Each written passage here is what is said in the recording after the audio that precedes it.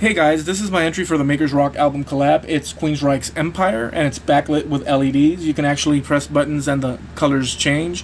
Pretty groovy. So I'm going to be giving away 2 music packs with songs that you can use in your content and your videos, however you like, royalty free. So all you got to do is go to the website, sign up for the newsletter, and you're entered to win. A week from today, we'll post the winners. We'll do 2. So check out how I built this. So yeah, this is me building the project here, and it's Queensryche's Empire. So in the early 90s, I went to International Mall here in Miami. It was the mall that my mom worked in, and you know, just growing up, she would work, and whenever school was, you know, out or summer and she had to work and whatever, I would roam around the mall and just have a great old time at the arcade and the bookstores, and I'd pick up comic books and D&D books and read them. There were 2 bookstores in that mall during that time in the 80s. But anyhow, when this actual album came out, I remember, it's funny how things work. I remember one moment in my mind, and that's me having, there was also 2 record stores in that mall, and I don't remember which record store I bought. One was larger than the other, the record stores. I don't remember which one I bought it from, but I do remember me standing in the food court for some reason walking towards the stores again, and I had that cassette tape in hand. I mean, back then, if you guys recall, everyone walked around with Walkmans, and so that was the big thing back then. And I remember just that moment with that album in my hand, or that cassette. I had the cassette. So also during all that time, it was a time when, you know, grunge was coming in, and these people, these musicians, were not necessarily hair metal, in my opinion. Kind of deeper than just party rock, if you know what I mean. But I found their album kind of, you know, a little bit deeper, darker toned, and I just found that quite interesting. So yeah, I bought the album, and now how many years later, who knows, 25, 30 years later, I'm reproducing the album for the Maker's Rock.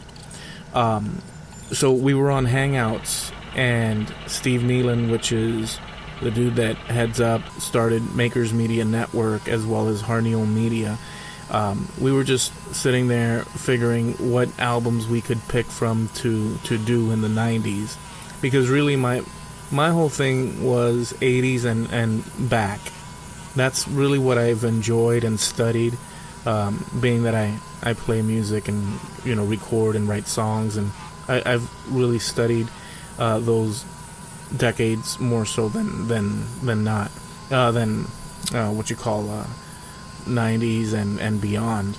But of course, you know, I was young in the 90s as well, so the grunge took precedence at that time. But I think that the grunge kind of, although it was cool at the time, it kind of killed the thrill, the happiness and the joy in rock, and it all became depressing.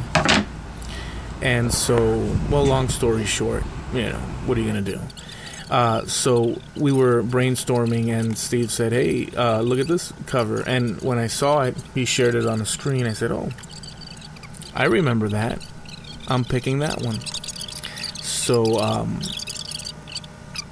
I decided on Queensryche, and I thought, well, that's a pretty simple, you know, cover to do, album cover to do. But in fact, it's not.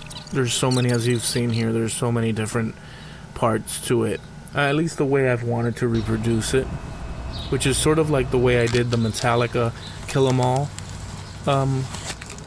art cover, which I did 2 years ago. You can find that video on my channel as well. I did kill them all, and it came out pretty neat. SDM Custom was the one that won that at that time. But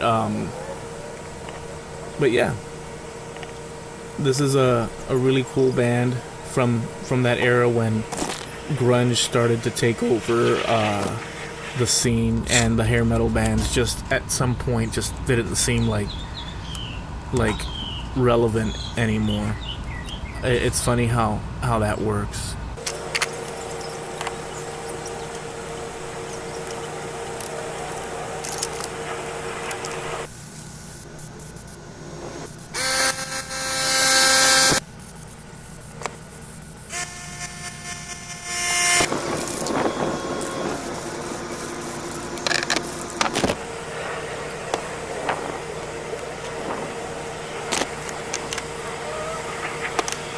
So yeah, there's a lot of parts to this simple, quote-unquote, simple build.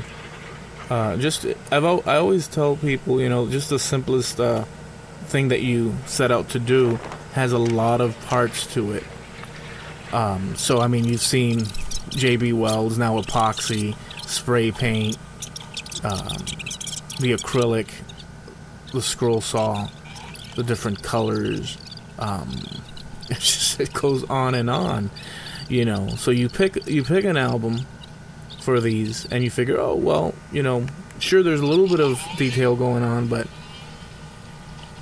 once you get to it, you realize all the steps needed to create this. I kind of dig the way the colors came out, and you'll see in a minute here that, or at the beginning you saw it too, because of the LEDs I'm going to install. You can change the color patterns and tones and all that, so it's pretty cool to do that. The metal, the centerpiece, that iconic Queensryche symbol, I struck a line with I took some paper and just spray painted one side, and it came out pretty cool. It looks kind of three-dimensional. So this is the light kit that I purchased. Yeah, I'm just strapping it or sticking it to the backer board, and I created like a little chamber where the guts of the light fixture, you can see it there on the upper right.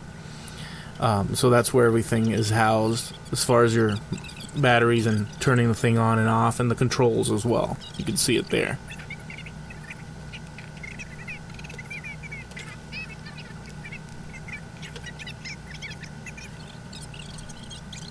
And so here's the final glue up where I insert the back with the LED strips and all that. And I clamp it up and I set it to dry. Alright guys, I hope you enjoyed it. Don't forget to go to my website, sign up for the newsletter, and have a chance to win a music pack. We're giving away 2 digital music packs you can download, quick and easy download. And good luck. Catch you next time.